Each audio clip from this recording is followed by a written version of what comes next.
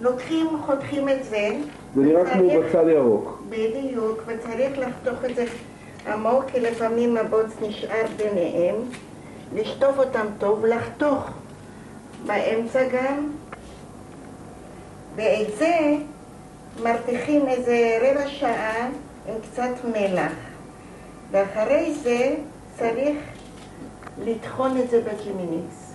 מרתיחים את זה בערך רבע שעה, אפילו לא 10 רגעים, ואחר כך טוחנים את זה בשניות.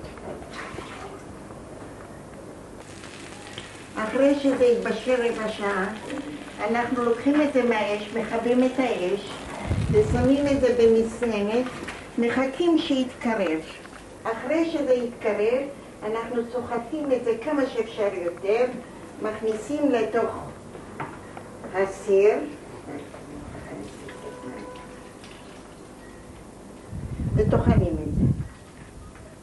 אני מכניסה את זה לתוך המכונה הזו, שהיא מאוד חשובה ועושה עבודה יפה, וממש 2 דקות.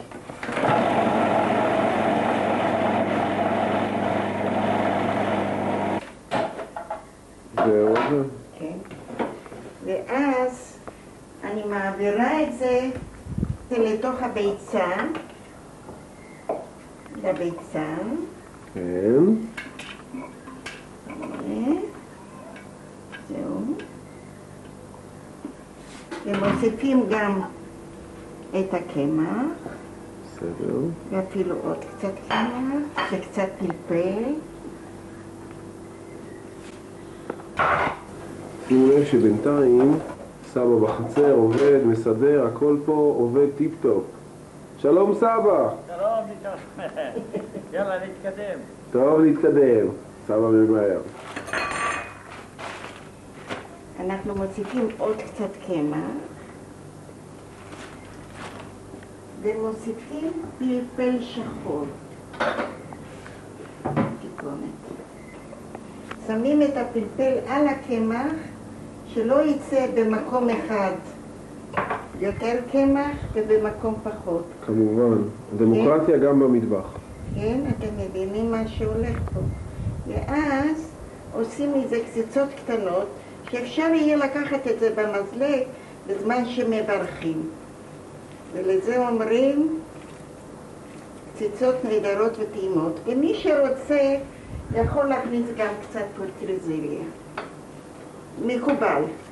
גם קצת פטרוזיליה. יש לכם אישור. לוקחים חתיכות קטנות ומשטחים אותם בצורה כפלאפלים. מעוכים. מעוכים. אוקיי. ככה, תסתכלו בדיוק. רגע, מסתכלים, כן. כן. עוד פעם, שאנחנו נוכל לראות. כן. כן. זה בכדי שיוכלו לקחת אותו במזלג ומברכים על זה. לא יודע מה מברכים על זה? כן, שיקרתו אויביך ושונאיך בכל מבקר עליהם.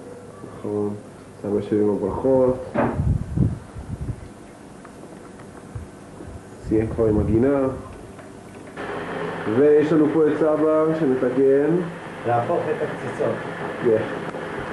כל אחד מהתפקיד שלו.